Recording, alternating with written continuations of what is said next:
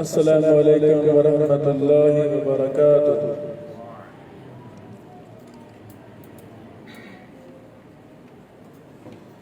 تخریج و تحقیق بے فائدہ علم ہے، بے مقصد علم ہے۔ یہ اس کا کیا فائدہ؟ اس دور میں بھی ہمیں اس طرح کے اعتراضات سننے کو ملتے ہیں۔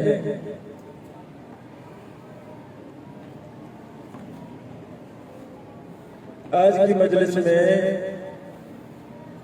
میں فن تخریج و تحقیق کی اہمیت پر گفتگو کرنا چاہتا ہوں۔ ہمیں پتہ چلے کہ تخریج و تحقیق فن کتنا زیادہ اہم ہے،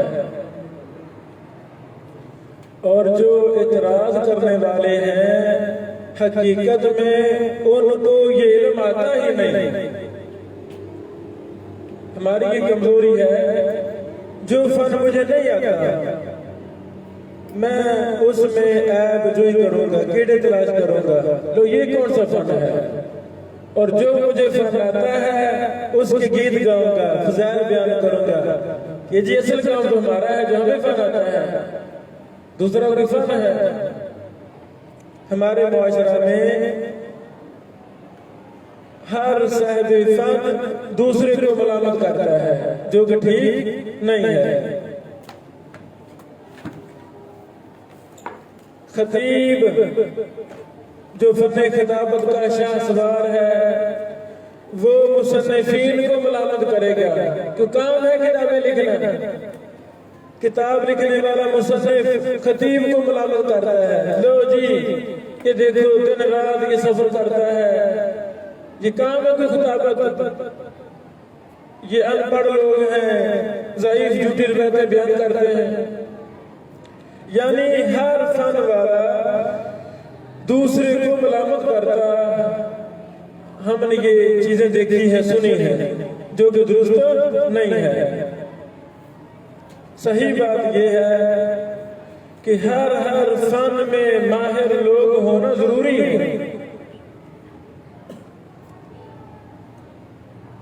جس طرح علم نحو، گرامر میں ماہر لوگ ہونے چاہیے، اسی طرح تخریج و تحقیق میں ماہر لوگ ہونے چاہیے، اسی طرح تفسیر قرآن میں ماہر لوگ ہونے چاہیے۔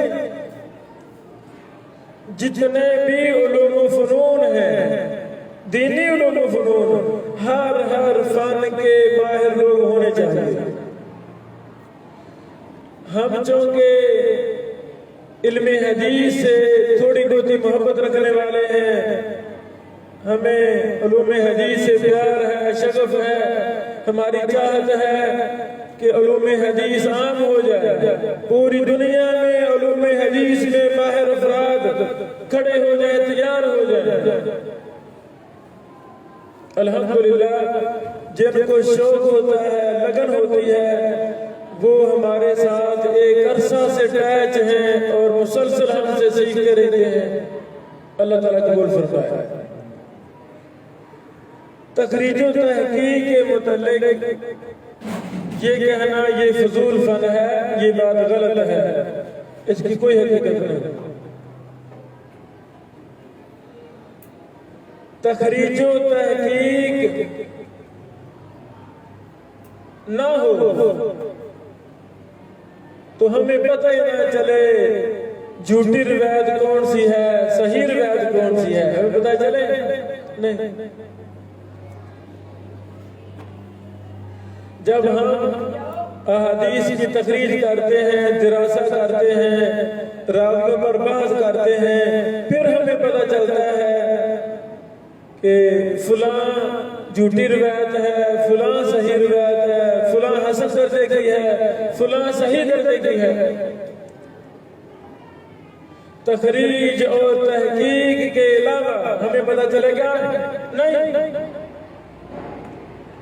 اللہ رب العالمین کروڑوں رحمت نازل فرمائے محدثین پر، جنہوں نے اس فن میں سینکڑوں کتابیں لکھی،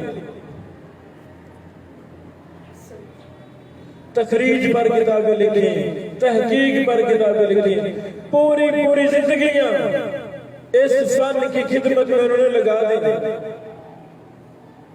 مجھے بتایا جائے یہ فن بے فائدہ تھا، ایسے علماء لگے رہے کیونکہ فائدہ تھا تبھی کتابیں لکھی نا۔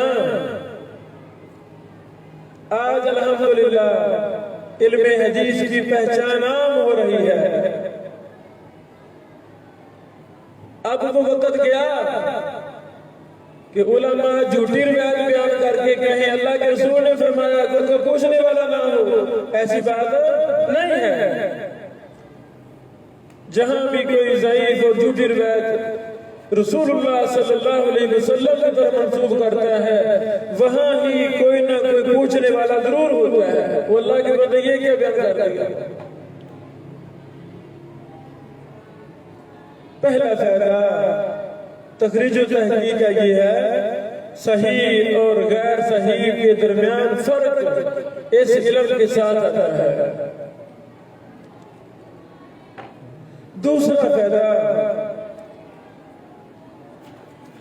اگر ہم علم تخریج و تحقیق کو چھوڑ دیں تو محدثین کی محنتیں رائے گاں جائیں گی۔ آپ ایسے سمجھیں، اگر ہم علم نحو کو پڑھنا چھوڑ دیں تو نحو کی سینکڑوں کتابیں وہ کس کام کی رہیں گی؟ بیکار ہو جائیں گی۔ تو اسی طرح جب ہم علم تخریج و تحقیق کو چھوڑ دیں گے، جو ائمہ محدثین نے پوری زندگیاں اس فن کی خدمت میں لگا دی، خدمت حدیث میں لگا دی، وہ پھر کتابیں بیکار جائیں گی۔ اور ہمیں یہ کہنا پڑے گا وہ محدثین استغفر اللہ معاذ اللہ بیکار تھے۔ علامہ زیلعی رحمہ اللہ نے الہدایہ کے اندر جتنی روایات تھیں، ایک روایت کی تخریج کی، تحقیق کی، کتنی روایتوں پر امام زیلعی نے حکم لگایا یہ موضوع ہے، یہ ضعیف ہے، یہ لا اصل لہ ہے، یہ جھوٹی روایت ہے، یہ باطل ہے۔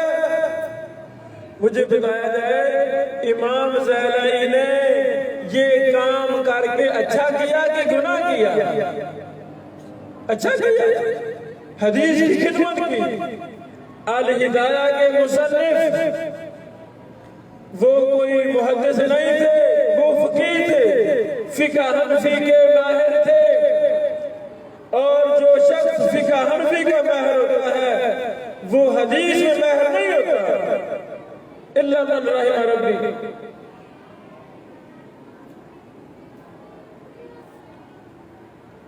اس طرح ابھی میں آخر میں تخریج والی کتابوں کی فہرست بیان کر رہا ہوں، جس سے آپ سمجھ جائیں گے کہ یہ تخریج اور تحقیق والا کتنا مبارک فن ہے۔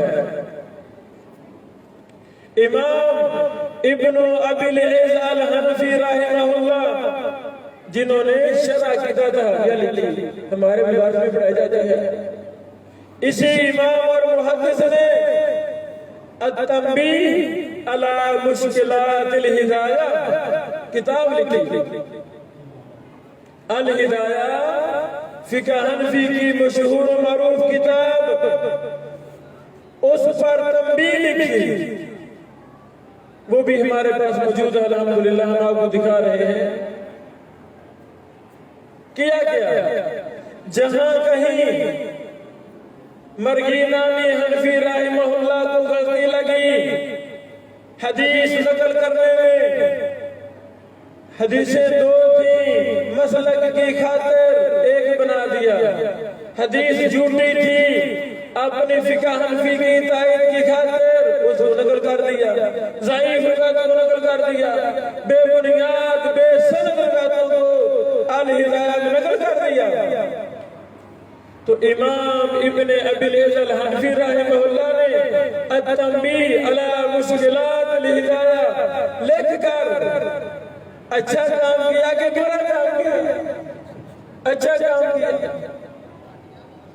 تو جو علماء آج کے دور میں، تحقیق کے دور میں، جرح و تعدیل کے دور میں اس مبارک فن کو کہتے ہیں یہ فضول فن ہے، تو ان کو ایسی باتیں نہیں کرنی چاہیے، ان کی بات فضول ہے۔ جو شخص تخریج و تحقیق کو فضول کہتا ہے وہ علم حدیث کی توہین کرتا ہے، وہ محدثین کی توہین کرتا ہے۔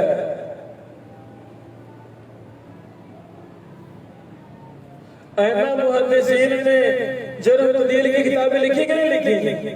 کیوں لکھی؟ ان کو شوق تھا، انہوں نے بیکار کام کر دیا۔ بر صغیر پاک و ہند میں جرح و تعدیل، تخریج و تحقیق، علم حدیث کو صحیح معنوں میں چھوڑ دیا گیا ہے۔ عربوں کے اندر یہ علوم زندہ ہے، بر صغیر میں تو ابھی بھی وہی جہالت علوم سے باقی ہے، ابھی بھی گالیاں دیتے ہیں۔ حدیث کی تائید میں جتنے بھی علوم ہیں، حدیث کو سمجھنے کے لیے گرامر ضروری ہے۔ گرامر آگے تو پڑھیں گے نا، تو گرامر فضول علم ہے؟ کوئی فضول کہتا ہے؟ نہیں فضول کہتا۔ تو حدیث کو سمجھنے کے لیے، حدیث کا معنی مفہوم سمجھنے کے لیے لغت بھی ضروری ہے۔ کوئی لغت کو فضول کہتا ہے؟ بھئی ضروری نہیں ہے۔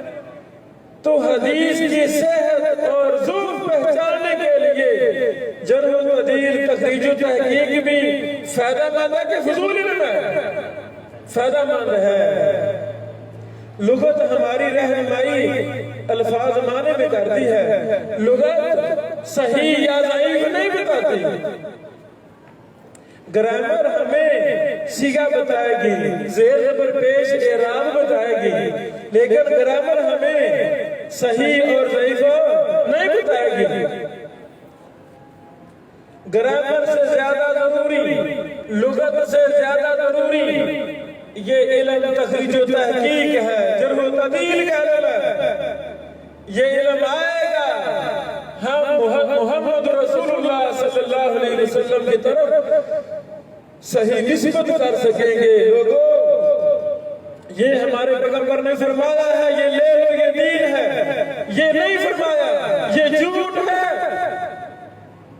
ورنہ پھر لاکھوں کی تعداد میں دین کے دشمنوں نے جھوٹی روایتیں بیان کی ہیں، خود بنائی ہیں۔ ہزاروں نے، لاکھوں کی تعداد میں بتائیں جھوٹ کو صحیح کو ملا دیا جائے یا کہ الگ الگ کیا جائے؟ کیا مشکل ہے؟ الگ الگ کیسے کریں گے؟ گرامر کے ذریعے، لغت کے ذریعے، حدیث کی شرح کے ذریعے نہیں۔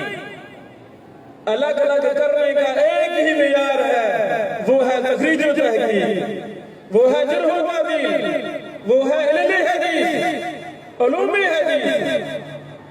جب یہ فنون آئیں گے تب ہم محمد رسول اللہ صلی اللہ علیہ وسلم کے مبارک دین کا دفاع کر سکیں گے، ورنہ دفاع کر سکتے نہیں۔ میں عالم ہوں، ویسے میں عالمی دین ہوں، پڑھا لکھا ہوں، لیکن مجھے یہ جرح و تعدیل نہیں آتا۔ صحیح معنوں میں آدھا عالم ہوں، آدھا عالم نہیں ہوں۔ محدثین کہا کرتے تھے جس کو سند کا علم نہیں آتا، جرح و تعدیل، علوم حدیث، تخریج و تحقیق نہیں آتی، وہ آدھا عالم ہے، پورا عالم نہیں ہے۔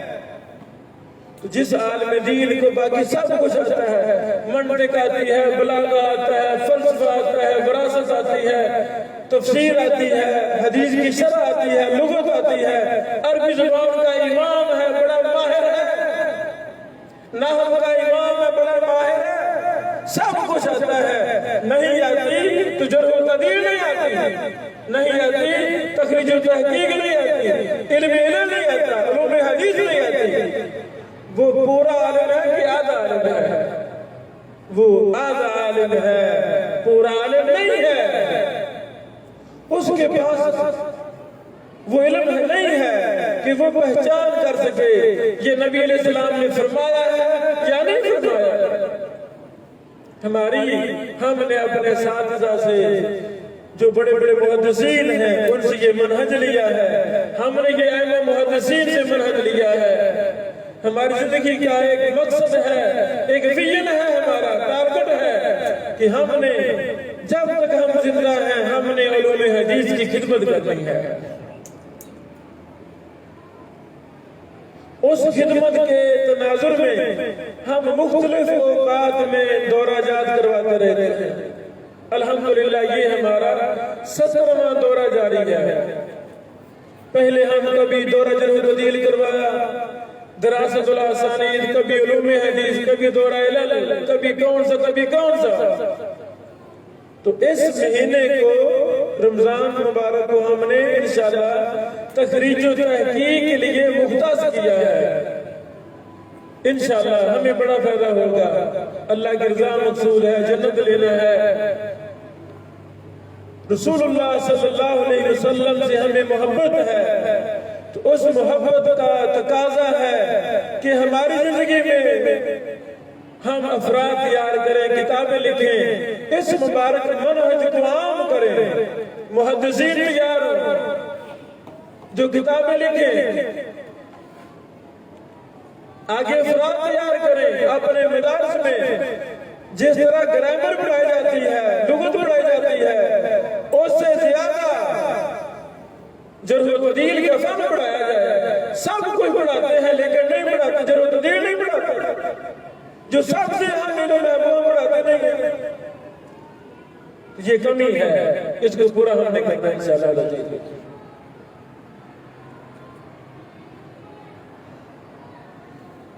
یہ اعتراض کیا جاتا ہے کہ تخریج و تحقیق فضول علم ہے، یہ کون سا کام ہے؟ اللہ اکبر۔ تخریج کا مطلب ہوتا ہے حدیث کو نکالنا۔ یہ حدیث کتنی کتابوں میں ہے، کہاں کہاں ہے، کس کس سند سے ہے؟ مثلا انما الاعمال بالنیات مشہور حدیث ہے۔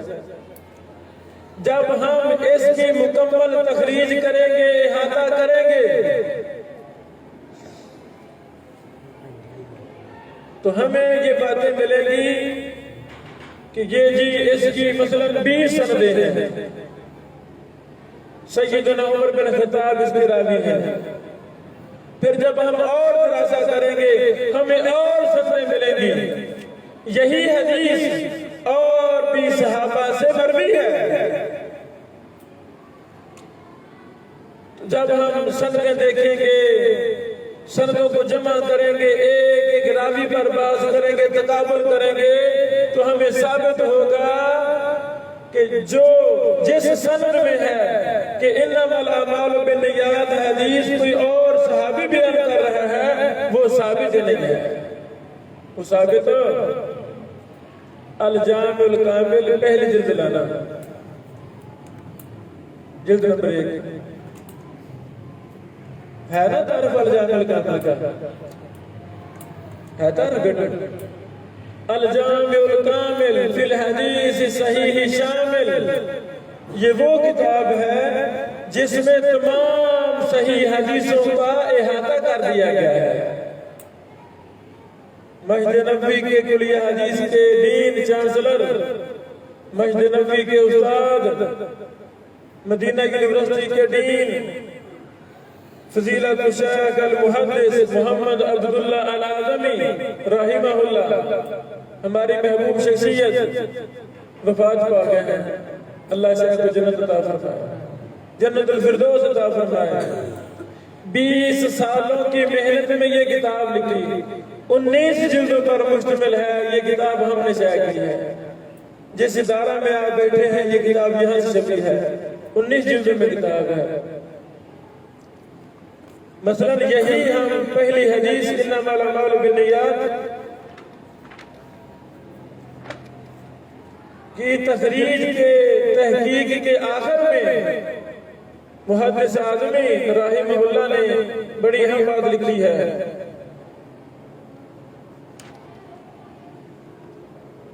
فرماتے ہیں وَرُوِيَ مَعْنَاهُ عَنْ جَمَاعَةٍ مِنَ الصَّحَابَةِ مِنْهُمْ أَبُو سعيد الخدري وأنس بن مالك وعلي بن أبي طالب وأبو هريرة وهزال بن يزيد الأسلمي وغيرهم وكلها معلولة۔ ایسا فرماتے ہیں کہ انما الاعمال بالنیات کے معنی کے متعلق صحابہ کی ایک جماعت سے روایت بیان کی گئی ہے۔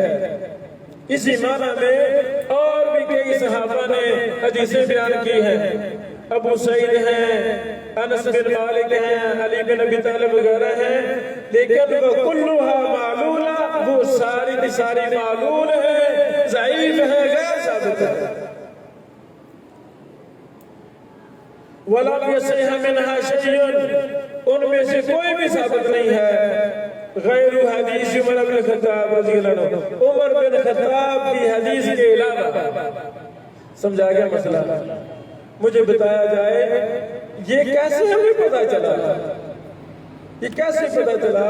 جب ہم نے ایک حدیث کی ساری سندیں اکٹھی کی، راویوں پر ہم نے بحث کی، تو پھر جا کے ثابت ہوا کہ انما الاعمال بالنیات جب عمر بن خطاب سے راوی روایت کرتے ہیں تو وہ سندیں صحیح ہیں، بخاری مسلم کی روایت ہے، متفق علیہ ہے۔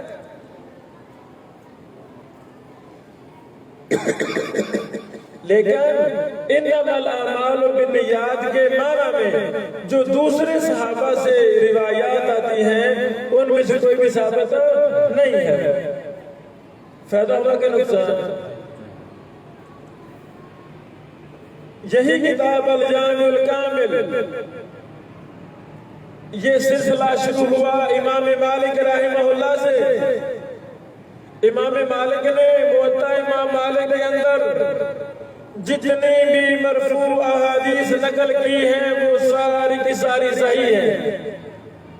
ہاں اقوال صحابہ موقوفات مقطوعات میں سے کوئی صحیح ہیں کوئی ضعیف ہیں، بلاغات امام مالک میں سے کوئی صحیح ہے کوئی ضعیف ہے، کوئی منقطع ہے، لیکن مرفوع روایتیں موطا امام مالک کی ساری صحیح ہیں۔ جب تک صحیح بخاری نہیں لکھی گئی تھی اس وقت تک یہی کہا جاتا تھا اصح الکتب بعد کتاب اللہ الموطا امام مالک۔ جب امام بخاری رحمہ اللہ نے صحیح بخاری لکھی، محدثین پر پیش کی، محدثین نے متفقہ فیصلہ دیا کہ اس کی ساری حدیثیں صحیح ہیں، تو صحیح بخاری کی موجودگی میں کہا جانے لگا اصح الکتب بعد کتاب اللہ صحیح البخاری۔ یہ الجامع الکامل اسی سلسلہ کی ایک کڑی ہے۔ شیخ البانی رحمہ اللہ نے پوری زندگی تخریج و تحقیق کے فن پر لگا دی، لگائی کہ نہیں لگائی؟ شیخ البانی نے نحو کی کوئی کتاب نہیں لکھی، منطق بلاغہ کی کوئی کتاب نہیں لکھی، ساری زندگی جرح و تعدیل پر کام کیا، تخریج و تحقیق پر کام کیا، امت کے لیے یہ وعدے کر دیا لوگوں یہ میرے پیغمبر کا سچا دین ہے، یہ میرے پیغمبر کا دین نہیں ہے، یہ جھوٹے راویوں کی باتیں ہیں، ضعیف راویوں کی باتیں ہیں، یہ دین نہیں ہے۔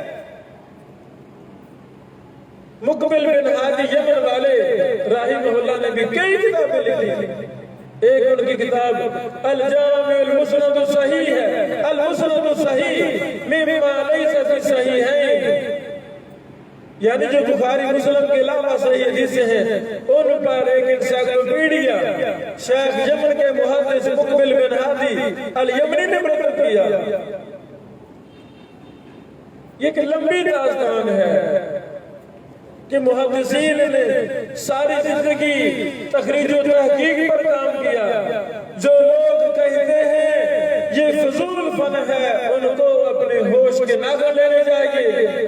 یہ بات ردی کی ٹوکری میں پھینکنے کے مدرادہ پر، یہ فضول بات ہے۔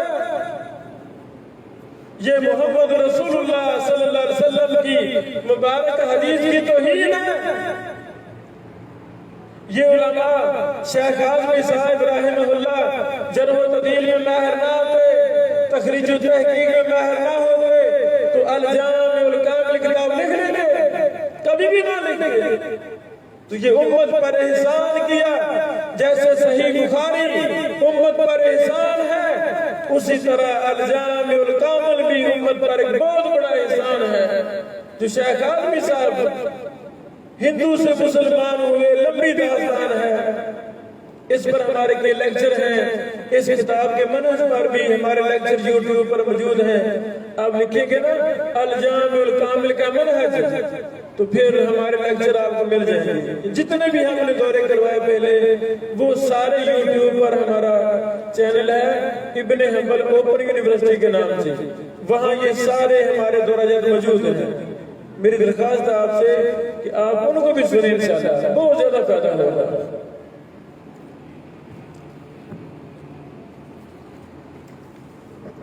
مختصراً جو تخریج و تحقیق پر محدثین نے کتابیں لکھی ہیں یہ بہت زیادہ کتابیں ہیں، لیکن میں چند ایک کے نام بتانا چاہتا ہوں۔ اللہ اکبر۔ عقیدہ میں بڑی کتابیں لکھی گئی، کتب عقیدہ کی تخریج اور تحقیق بھی محدثین نے کی، کتب تفسیر کی تخریج تحقیق محدثین نے کی، کتب حدیث کی تخریج تحقیق محدثین نے کی۔ جتنے بھی فنون کی کتابیں ہیں ہر فن میں جن میں احادیث آثار باسند یا سند کے حذف کرنے کے ساتھ موجود ہیں، محدثین نے ان پر کام کیا تاکہ صحیح اور غلط کی پہچان ہو سکے۔ یہ ضروری ہے نا کام کہ جو کوئی شخص جو کہتے وہ مان لیا جائے کہ ٹھیک ہے، نہیں۔ اگر علم تخریج و تحقیق نہ ہوتا اللہ کی قسم ہمیں پتہ ہی نہ ہوتا ہمارا دین کیا ہے۔ اللہ نے دین کی حفاظت کے لیے فن تخریج و تحقیق کو پیدا کیا ہے۔ افراد اللہ نے کھڑے کیے جنہوں نے زندگیاں لگا دی لوگوں کو سمجھانے کے لیے، لوگوں یہ مسئلہ ٹھیک ہے، یہ مسئلہ غلط ہے۔ چھوٹے لیول کے علماء جن کو پتہ نہیں ہوتا، جن کو یہ فن آتا نہیں ہے، جن کا حدیث ذوق نہیں ہے، شوق نہیں ہے، وہ اس طرح کی فضول باتیں کرتے ہیں۔ نہیں باتیں کرنے چاہیے۔ عقیدہ کی کچھ کتابوں کی بھی محدثین نے تحقیق کی ہے۔ شرح عقیدہ تحاویہ جو ہمارے مدارس میں پڑھائی جاتی ہے، اس کی تحقیق امام ناصر الدین البانی نے کی۔ اللہ اکبر۔ جو نسخہ ہمارے مدارس میں داخل نصاب ہے الحمدللہ اس پر شیخ البانی رحمہ اللہ کی تحقیق ہے۔ مجھے بتایا گیا انہوں نے اچھا کام کیا کہ برا کام کیا؟ اچھا کام کیا، ورنہ شیخ البانی رحمہ اللہ کی تحقیق سے پہلے ہمارے علماء کو پتہ نہیں ہوتا تھا کہ شرح عقیدہ تحاویہ میں کون سی روایتیں جھوٹی ہیں، کون سی روایتیں صحیح ہیں۔ الا من رحم ربی۔ اگر استاد پڑھانے والا اس فن کا ماہر ہے اس کو تو پتہ ہی ہوتا الحمدللہ، لیکن اکثر استاد نہیں نہ ماہر ہوتے، وہ غلطی کر جاتے ہیں۔ اسی طرح العقائد النصفیہ شرح عقائد النصفیہ، اس کی تخریج امام جلال الدین سیوطی نے کی۔ امام جلال الدین سیوطی رحمہ اللہ اپنے دور کے بہت بڑے امام اور محدث تھے۔ اسی طرح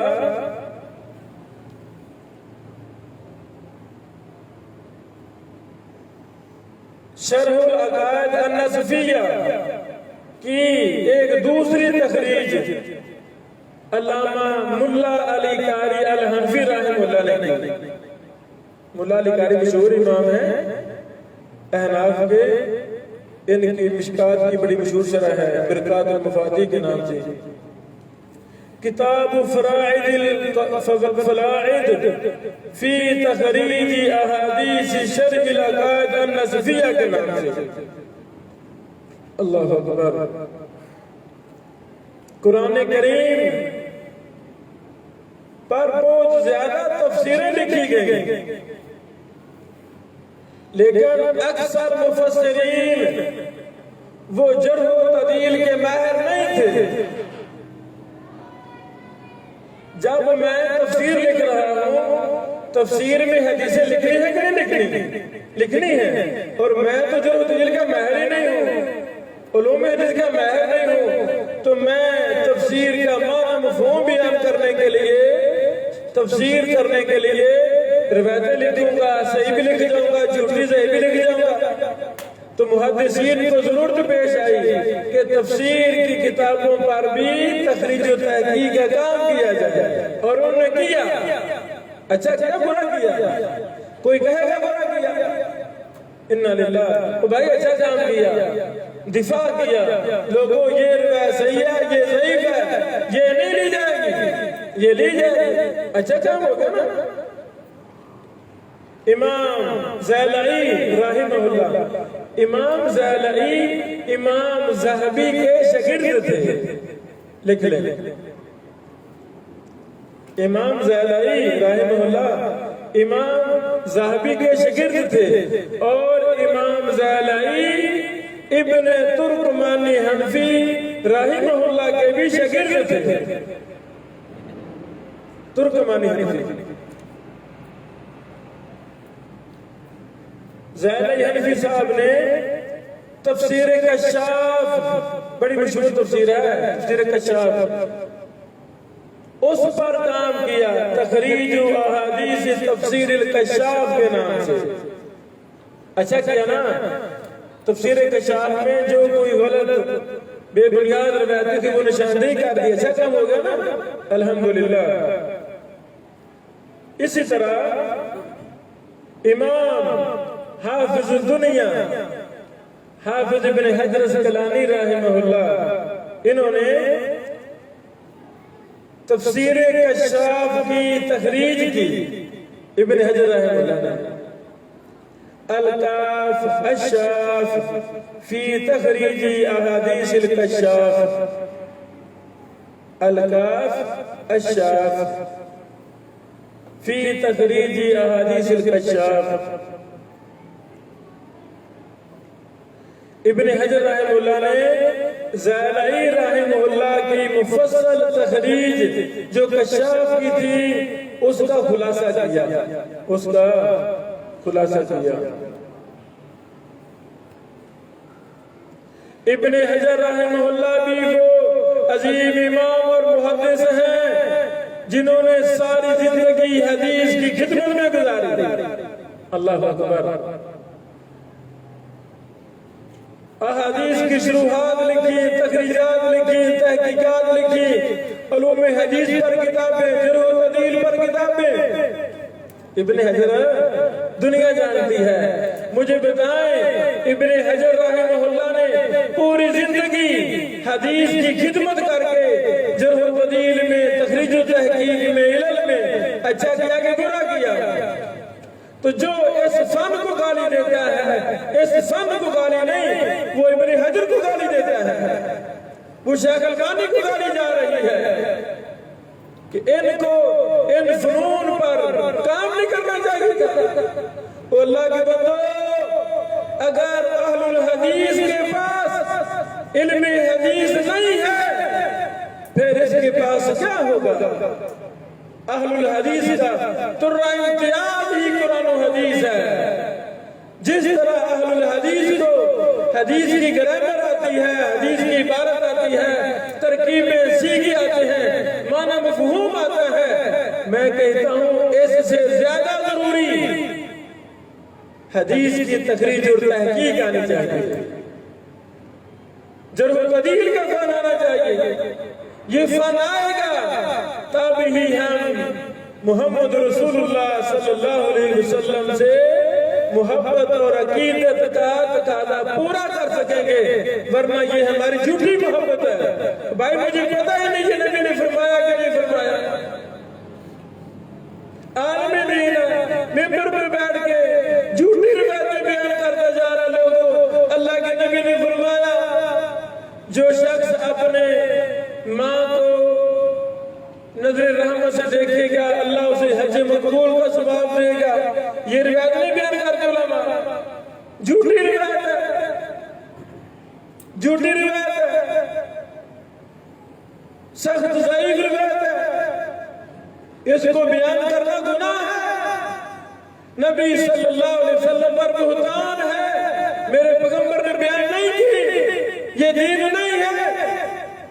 اس طرح کتنے زیادہ وضو کے مسائل، نماز، حج، روزہ، زکات کے مسائل، تجارت کے مسائل، عقیدہ کے مسائل، تفسیر کے مسائل کتابوں کے اندر گھس گئے ہیں، لکھنے والے ماہر نہیں تھے، تفسیر میں انہوں نے لکھ دیے ہیں، پتہ نہیں تھا یہ جھوٹی روایت ہے یا ضعیف ہے، بس لکھ دی،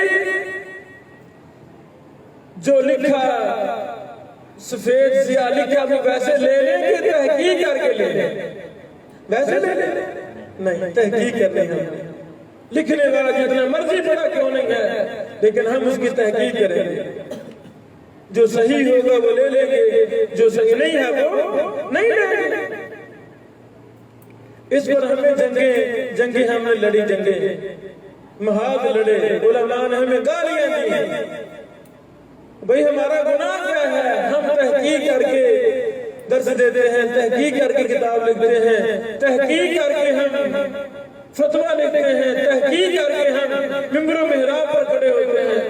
تو پرانے علماء بیچارے وہ ہمارے ہی بزرگ ہیں، بھائی ان کے پاس وہ یہ فن نہیں تھا بیچاروں کے پاس، اس وقت یہ زیادہ سرایا نہیں جاتا تھا، تو ان کو نہیں پتا تھا، انہوں نے وہ روایتیں بیان کی ہیں، لکھا کتابوں میں۔ اب جب اس فن کا ماہر بات کرتا ہے تو لوگ غصہ آتا ہے، لو جی فلاں تو یہ کہتے تھے نا، فلاں تو یہ کہتے تھے، بھائی پھر کیا ہوا؟ وہ کہتے تھے تو اللہ ان کو معاف کرے گا، ان کی اجتہادی غلطی ہے، وہ ہمارے ہی ماں باپ ہیں، ہمارے ہی ساتھ ہیں، کوئی ایسی بات نہیں ہے۔ اللہ اکبر۔ اسی طرح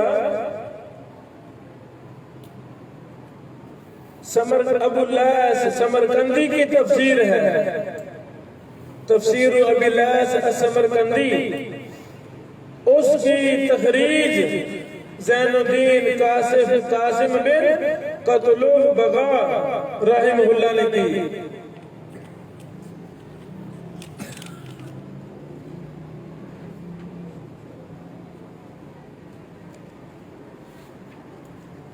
اسی طرح امام ابن العربی ان کی تو الاحکام ابن العربی کی بھی تخریج محمد مصطفیٰ بلقات نے کی۔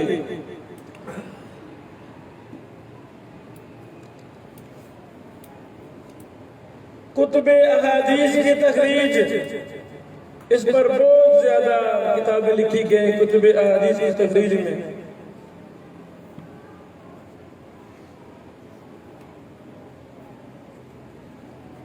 صدر الدین ابو المعالی محمد بن ابراہیم السلمی المناوی، امام مناوی رحمہ اللہ نے مسابیح السنہ کی احادیث کی تخریج کی، کشف المنہاج والتناقی فی تخریج احادیث المسابیح کے نام سے۔ امام ابو زرع عراقی رحمہ اللہ، امام زین الدین عراقی کے بیٹے ابو زرع العراقی نے تخریج و تقریب الاسانید کے نام سے کتاب لکھی۔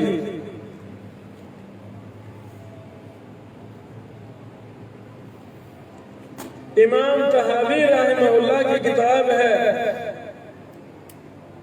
شرح معانی الآثار، تو اس کی تخریج ابن حجر اسقلانی رحمہ اللہ نے کی۔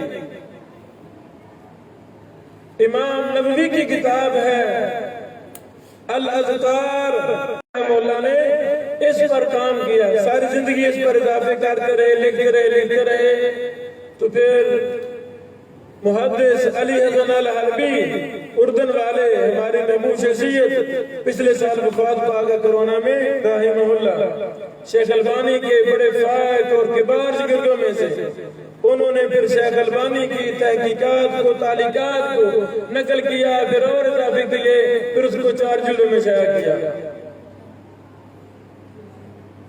شیخ البانی رحمہ اللہ نے کتب ستہ کی تخریج کی۔ سبحان اللہ، سبحان اللہ۔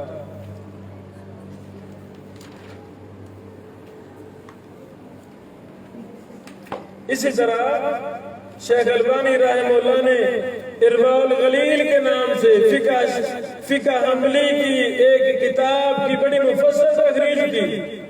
ارواء الغلیل ہمارے پاس موجود ہے لائبریری میں، ہم آپ کو دکھا رہے ہیں۔ اصول فقہ الی آخری، یعنی ہم لکھنا شروع کر دیں تو دن رات گزر جائے گا، حدیث کی کتابوں کی تخریج ختم نہیں ہوگی۔ جس بھی شیخ کا نام لے میرے سامنے، میں آپ کو بتا دوں گا کہ فلاں نے یہ کتابیں لکھی، فلاں نے یہ کتابیں لکھی۔ میرے استاد محترم شیخ ارشاد اللہ قصری صاحب کا نام سنا آپ نے، بہت بڑے محدث ہیں۔ میں 3 سال استاد محترم کے پاس ٹھہرا ہوں، مرکز تربیہ اسلامیہ میں نے پڑھا الحمدللہ۔ یہ فن جرح و تعدیل کا فن سیکھے بغیر آتا نہیں، تخریج کا فن سیکھے بغیر آتا نہیں۔ کسی محدث، کسی بڑے شیخ کے پاس ایک لمبا عرصہ بیٹھنا پڑتا ہے، ان سے سیکھنا پڑتا ہے، پھر جا کے اس فن کی باریکیوں کا پتہ چلتا ہے۔ ہاں، کچھ اناڑی قسم کے لوگ اس فن میں آ گئے ہیں تو وہ بہت غلطی کرتے ہیں، ان کو وہ فن نہیں آتا، ان کو پہلے یہ فن سیکھنا چاہیے، بڑے شیوخ کے سامنے بیٹھنا چاہیے۔ جو کسی محدث کے پاس نہیں بیٹھا، تخصص نہیں کیا، وہ یہ کام کر رہا ہے تو وہ کمزور ہے، وہ غلط باتیں لکھے گا، محدث غلط باتیں لکھے گا، امت اس کی غلط باتیں فالو کرے گی، نقصان ہوگا۔ اس لیے یہ دین ہے، محمد رسول اللہ صلی اللہ علیہ وسلم کا مبارک دین ہے، اس میں ہمیں بہت زیادہ محنت کرنی ہے، ان فنون کو سیکھنا ہے، پریکٹس کرنی ہے۔ جب فن میں مہارت آ جائے پھر قلم ہم نے چلانا ہے، پھر کتابیں لکھیں گے انشاءاللہ۔ آپ ہمارے ساتھی مہمان ہیں تو اپنی زبان میں کتابیں لکھیں۔ میرے استاد محترم شیخ ارشاد اللہ قصری صاحب نے مسند ابی یعلا کی تخریج اور تحقیق کی 6 جلدوں میں چھپی ہے۔ یہی میرے استاد محترم نے مسند سراج کی تحریر تحقیق کی، موجم ابی یعلا کی تحریر تحقیق کی۔ ابھی پچھلے سالوں میں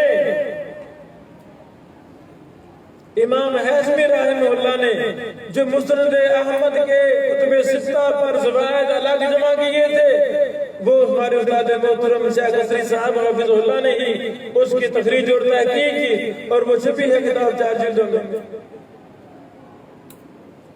حضرت شاہ صاحب دیو الدین شاہ راشدی رحمہ اللہ نے کتنی کتابوں کی تخریجیں کی، تحقیق کی، اللہ ہم سے راضی ہو جائے۔ تو یہ فن، یہ میدان چھوڑنا نہیں ہے، ابھی اور اس پر کام کی ضرورت ہے۔ اصول فقہ میں کتنی کتابوں کے اندر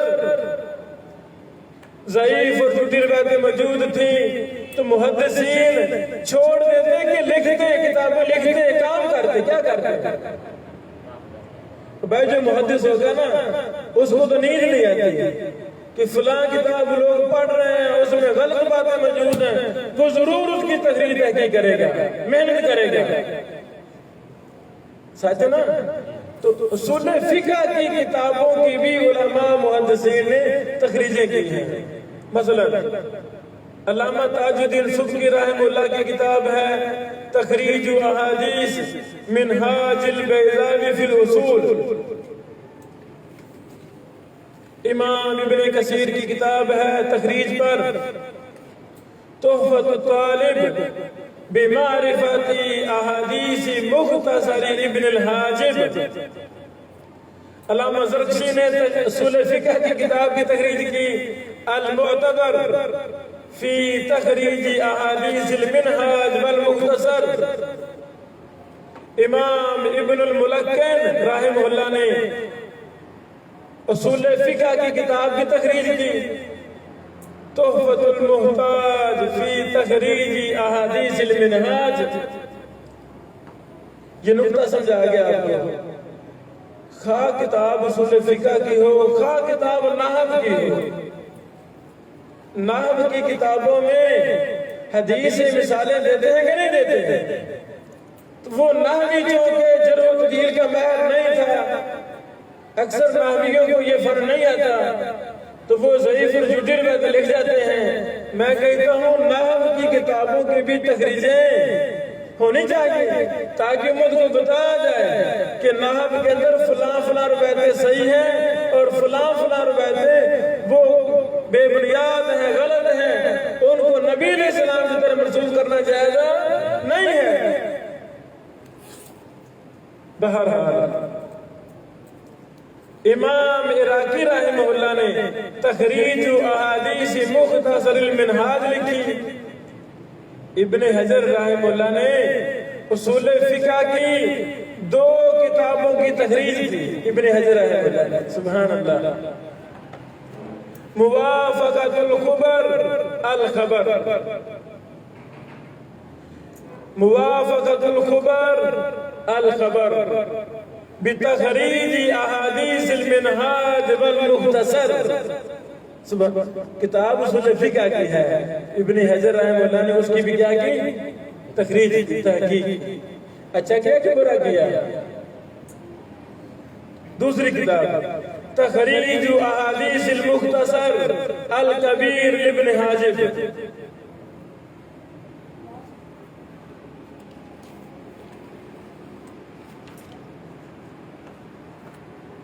یہ جو ہمارا موجودہ دور ہے اس میں تو ماشاءاللہ بہت زیادہ اصول فقہ کی کتابوں پر تخریج کے کام ہو چکے ہیں شائع ہو چکے ہیں یہ ایک لمبی داستان ہے نہ ختم ہونے والی داستان ہے میں تو بس اہم کتابوں کے نام آپ کو بتا رہا ہوں فقہ کی کتابیں جب ہم پڑھتے ہیں تو اکثر فقہاء حدیث کے ماہر نہیں تھے خصوصاً فقہاء حنفیہ یہ بیچارے ماہر نہیں تھے حدیث میں یہ تقلید میں ماہر ہیں علوم حدیث و دل میں ماہر نہیں ہیں ہمارے استاد محترم محدث شیخ ارشاد اللہ قصری صاحب حافظ اللہ نے احناف کی حدیث کی مشہور کتاب اعلاء سنن اس پر تبصرہ کیا رد لکھا جو اعلاء سنن فی المیزان کے نام سے چھپا ہے آپ پڑھیں پتہ چل جاتا ہے یہ بیچارے علماء حدیث میں کتنے کمزور ہیں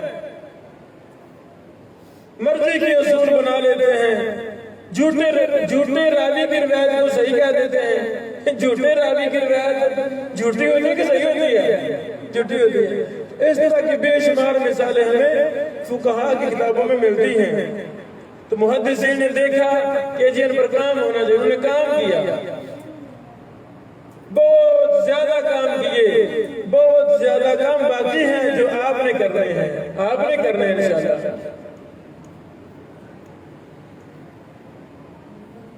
مثلا امام شافعی رحمہ اللہ کی کتاب ہے الام، بڑی مشہور کتاب ہے۔ امام بہقی رحمہ اللہ نے کے اندر جو احادیث تھی ان کی تخریج کی، تخریج احادیث الام للامام شافعی کے نام سے۔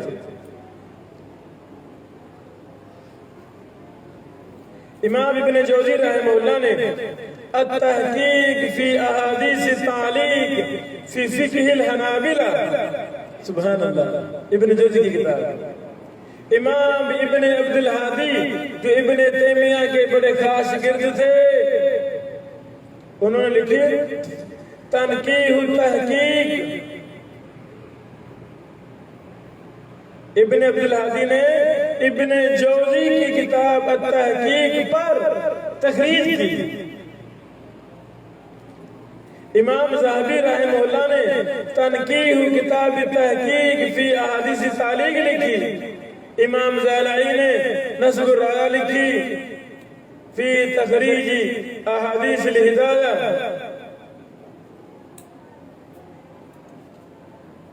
امام ابو اسحاق الشیرازی کی کتاب التنبیہ فی فقہ شافعیہ پر امام ابن کثیر نے تخریج کی، سبحان اللہ، ارشاد الفقیہ الی ادلۃ التنبیہ، سبحان اللہ۔ میرے بیٹو، یہ کتنے خوش قسمت لوگ تھے، یہ کتنے غیرت مند لوگ تھے، یہ کتنے دین کے خادم لوگ تھے، جو بھی کتاب ہاتھ میں لگی مطالعہ کیا، دیکھا کہ اس میں تو ہر طرح کی روایتیں موجود ہیں، فوراً تخریج کرنے شروع کر دی، تحقیق کرنے شروع کر دی، سچ اور جھوٹ کو الگ الگ کر دیا۔ ہم بھی انہیں محدثین کے فرزند ہیں، ہمارا بھی جینا مرنا یہی ہونا چاہیے۔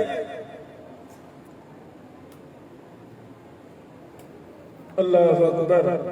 امام ابن الملقن نے ان کی بہت بڑی کتاب ہے تخریج پر، البدر المنیر فی تخریج الاحادیث والآثار الواقعہ فی شرح الکبیر۔ جو الشرح الکبیر کتاب ہے یہ امام رافعی کی کتاب ہے، اللہ اکبر۔ امام ابن الملقن کی کتاب تخریج احادیث المہذب فی فقہ شافعی۔ ابن حجر عسقلانی رحمہ اللہ نے الدرایا فی تخریج احادیث الہدایہ لکھی، سبحان اللہ۔ ابن حجر نے التلخیص الحبیر فی تخریج احادیث شرح الکبیر لکھی۔ شیخ البانی رحمہ اللہ نے ارواء الغلیل فی تخریج احادیث منار السبیل لکھی۔ منار السبیل فقہ حنبلی کی بڑی مشہور و معروف کتاب ہے، حنابلہ کے مدارس میں یونیورسٹیوں میں پڑھائی جاتی ہے۔ اس کی کسی نے تخریج کی نہیں۔ شیخ البانی نے دیکھا یہ کتاب پڑھائی جا رہی ہے، اس میں تو ضعیف روایتیں، جھوٹی روایتیں موجود ہیں، تو ارواء الغلیل نام نے اپنی مفصل 10-11 جلد میں کتاب لکھی۔ اللہ اکبر۔ اچھا کیا کہ برا کیا؟ تو جو گالی دیتے ہیں وہ صحیح کرتے ہیں؟ نہیں، ان کو بھی یہ فن پڑھنا چاہیے تاکہ وہ نبی پاک علیہ السلام کی محبت کا صحیح حق ادا کر سکیں۔ تمام المنہ فی تخریج احادیث فقہ سنہ، فقہ سنہ بڑی مشہور کتاب ہے، سید سابق مصری رحمہ اللہ کی بہت اچھی کتاب ہے، لیکن سید سابق مصری صاحب جرح و تعدیل علوم و حدیث میں ماہرہ نہیں تھے، ان سے ضعیف اور جھوٹی روایتیں نقل ہو گئی فقہ سنہ میں، وہ ویسے ہی رہتی، ٹھیک تھا؟ نہیں، غلط تھا۔ تو شیخ البانی نے اس پر مستقل کام کیا، نامکمل ہے کہ تمام المنہ۔ اللہ اکبر۔ اسی طرح بیٹو تصوف پر کتابیں، زہد پر کتابیں، ان کی تخریج تحقیقیں لکھی گئی۔ جو میں کہہ رہا تھا نحو اور لغت پر کتابیں، بعض محدثین نے لغت اور نحو کی کتابوں کی بھی تقریر کی ہے۔ سبحان اللہ۔ امام سیوطی نے کتاب لکھی فالق الاسباح فی تخریج احادیث الصحاح للجوہری۔ الصحاح یہ لغت کی کتاب ہے، ہمارے پاس موجود ہے، امام جوہری رحمہ اللہ کی۔ اس میں روایتیں ساری آگئی، صحیح بھی آگئی، جھوٹی بھی آگئی، چونکہ جوہری صاحب علم حدیث کے ماہر نہیں تھے تو امام سیوطی صاحب نے کی تقریر کر دی۔ اچھا کیا کہ برا کیا؟ امت پریشان کیا، نیکی کی۔ اسی طرح تخریج الاحادیث والآثار التي وردت في شرح الکافیہ فی النحو، عبد القادر البغدادی رحمہ اللہ نے یہ کتاب لکھی۔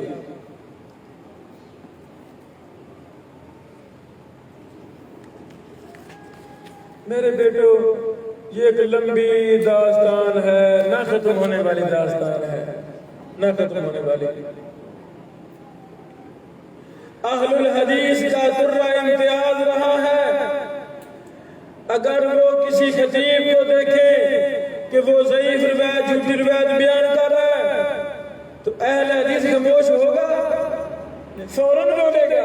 محترم مولانا صاحب، محمد رسول اللہ صلی اللہ علیہ وسلم نے فرمایا ہے من کذب علی متعمدا فلیتبوأ مقعدہ من النار۔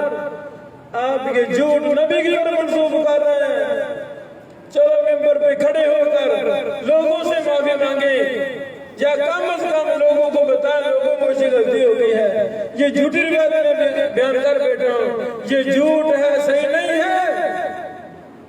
یہ ہونا چاہیے۔ اہل الحدیث کو کتاب دیکھے جس میں غلط باطل منہج ہو، غلط ضعیف روایتیں ہوں، خاموش ہو جائے گا؟ نہیں خاموش ہوگا۔ خاص سگی ماں نے کتاب لکھی ہے، ماں ضرورت دل میں مہر نہیں تھی، بیٹا مہر ہے، تو بیٹا ماں کی باتیں چھپائے گا کہ وہ رب لکھے گا؟ بولے او امی سے وفاداری زیادہ ہے کہ رسول اللہ سے وفاداری زیادہ ہے؟ اللہ کے رسول سے وفاداری زیادہ ہے، وہ ہمارے ایمان کا حصہ ہے۔ تو اس وفاداری کا تقاضا یہ ہے کہ ضعیف اور جھوٹی روایتوں پر کام کیا جائے، ان کو لگ کیا جائے، امت کو بتایا جائے، اور یہ فرض ہے۔ عجیب و غریب داستانیں ہمیں سننے کو ملتی ہیں۔ ایک شیخ نے پیارے رسول کی پیاری دعائیں کی تقریر کی، یہ مشہور کتاب ہے، مختصر کتاب ہے، اس کے اندر بھی بعض ضعیف روایتیں موجود ہیں۔ تو تخریج کے بغیر یہ شائع ہو رہی ہے پرانی۔ ایک شیخ نے اس کی تخریج تحقیق کی، وہ مسودہ مالکوں کو دیا جو اس کتاب کے پبلشر تھے، ناشر تھے، انہوں نے اس کو مسودے کو تخریج تحقیق کو لے لیا، چھپا لیا، شائع بھی نہیں کیا، نہ واپس کی ہے، بلکہ کہا تم نے ہمارے باپ کی توہین کر دی ہے، یہ کتاب یہ تخریج کر دی ہے، یہ توہین ہے، یہ توہین نہیں ہے۔ آپ کا باپ وہ غلطی کر سکتا ہے، اگر کسی محدث نے تنبیہ کر دی ہے تو اس نے خیر خواہی کی ہے، یہ کون سی توہین ہے؟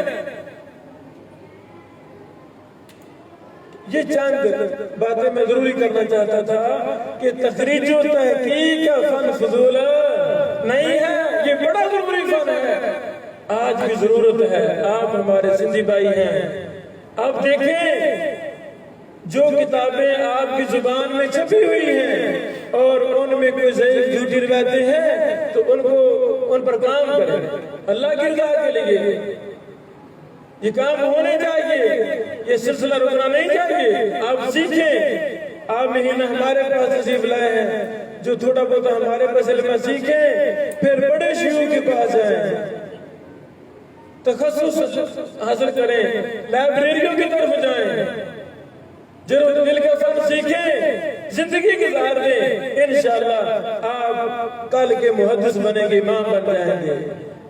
کب بنیں گے؟ جب یہ فن آئے گا، ورنہ نہیں۔